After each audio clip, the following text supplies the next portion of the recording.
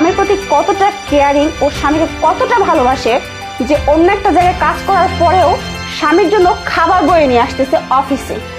আর আপনারা যে এত বছর ধরে আমার অফিসে কাজ করতেছেন, আমি কিন্তু কাউকে কোনো দিনও দেখিনি যে দুপুরে আপনারা বাড়ি থেকে লাঞ্চ নিয়ে এসেছেন আর সেই লাঞ্চ খাচ্ছেন।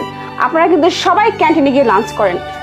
আচ্ছা নয়ন সাহেব, আপনি তো আজকে অনেক দিন ধরে আমার এই অফিসে আছেন, কই কোনো দিনও তো দেখলাম না আপনার বউ আপনার জন্য আলাদা করে টিফিন পাঠিয়েছে আর আপনি সেটা তৃপ্তি সহকারে বসে খাচ্ছেন।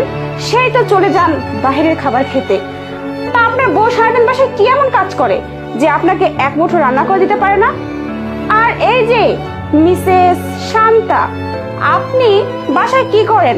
আচ্ছা আপনার বাসায় রান্নাঘরটা কোন দিকে সেটা আপনি জানেন? হয়েছেন তো একটা মেয়ে মানুষ, কই কোনদিন তো দেখলাম না বাইরে থেকে খাবার নিয়ে এসেছেন আর সেই খাবারটা নিজে তৃপ্তি সহকারে খাচ্ছেন, আবার অন্যকে দেখে হাসাহাসি করতেছেন, টিটকারি দিচ্ছেন। লজ্জা করে না? আপনি কি একটা মেয়ে নাকি অন্য কিছু? আর এই যে বুলবুল সাহেব, দুদিন পরে তো হবেন রিটায়ার্ড, চুল তো সবগুলো পেকে গেছে, তারপরও মানুষকে দেখে তিরস্কার করার স্বভাবটা যায়নি, তাই না? আপনার স্ত্রী বাসায় কি করে যে আপনাকে এক মুঠো রান্না করে দিতে পারে না? শুনুন, মানুষকে দেখে না টিটকারি করা খুব সহজ, কিন্তু তার জায়গায় দাঁড়িয়ে সে কাজটি করা অনেক কঠিন। আর একটা কথা, আমি আপনাদেরকে আজকে লাস্ট বারের মতো ওয়ার্নিং করে দিচ্ছি, যেন এই অফিসে যে যাই করুক না কেন, যেন কোনোদিন কাউকে নিয়ে কোনো রকম হাসাহাসি টিটকারি না দেওয়া হয়। অন্যের পেছনে লাগার আগে না আগে নিজের দিকে তাকাবেন, নিজেরা কি করছেন আর নিজেদের ফ্যামিলিতে কি চলছে। শুনুন, ভালোবাসা এতটা সস্তা নয়, ভালোবাসা খুব কঠিন একটা জিনিস, এটা মন থেকে না আসলে না কোনোদিন তার পরিপূর্ণতা পায় না। আপনারা যে আপনাদের ফ্যামিলি জীবনে কতটা সুখী সেটা আপনাদের দেখে বোঝা যায়। আর এই যে আমিনুর সামান্য একটা চাকরি করে, খুব অল্প টাকা মাইনে, অথচ সে তার জীবনে কতটা সুখী সেটা তাকে দেখলেই বোঝা যায়।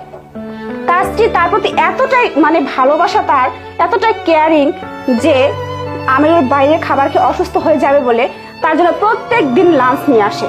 আর আপনারা কি করেন? শুনুন, কয়েকদিন আগে না ও অসুস্থ হয়ে বাড়িতে পড়েছিল, কিন্তু ওর স্ত্রী আমাদের অফিসে এসে কিন্তু আমাদের দ্বারস্থ হয়নি, একটি টাকাও সাহায্য চায়নি। সে নিজে পরিশ্রম করে তার স্বামীকে সুস্থ করেছে এবং তার টেক কেয়ার করেছে। তাই অন্যকে টিউন টিটকারি না করে অন্যকে দেখে কিছু শেখার চেষ্টা করুন, বুঝতে পারছেন? সবাইকে যা বললাম সবার জন্য সেসব কথা মনে থাকে আর মাথায় থাকে। তোমরা এখন যেতে পারো, যাও।